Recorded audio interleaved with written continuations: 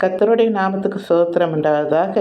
கர்த்தர் நமக்காக யுத்தம் செய்யும்போது எப்படி செய்வார் என்றால், இயற்கை மூலமாகவே அளிப்பார். கல்மழையை கொண்டு வந்து, பிறகு தேனீக்களால் ரதங்கள் உருண்டு போய் அவர்களுக்குள்ளேயே அவர்களே வெட்டி கொண்டு, எப்படி நீங்கள் பைபிள் வாசித்தீங்கன்னா அது நன்றாக தெரியும்.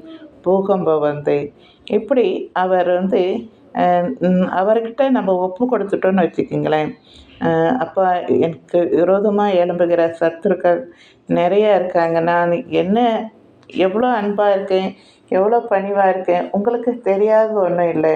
நான் எதுவுமே செய்யல, ஆனால் எனக்கு விரோதமாக இவ்வளோ பேர் இருக்காங்களே அப்படின்னு சொல்லி நம்ம ஆண்டவர்கிட்ட சொல்லிவிட்டு நம்ம ஜெபத்தோடு ஆண்டவர் பாதத்தில் விட்டுட்டோன்னு வச்சுக்கிங்களேன், ஆண்டவர் சொல்கிறாரு, நீங்கள் சும்மா இருங்க, நான் உங்களுக்காக யுத்தம் பண்ணுறேன்னு.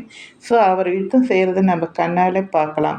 ஏனென்றால் நமக்கு விரோதமாக எழும்புற மாதிரி கிட்ட வர மாதிரி இருக்கும்.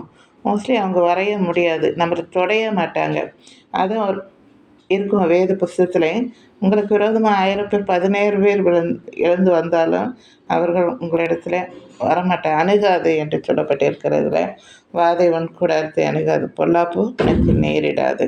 நம்ம ஆண்டவர்கிட்ட விசுவாசத்தோடு, ஆண்டவர் எனக்காக யாவும் செய்து முடிப்பார், எனக்கு அந்த விசுவாசம் இருக்குது. இது மாதிரி நிறைய பேருக்கு இருக்கும். தேவனால் கூடாத காரியம் ஒன்றும் இல்லை.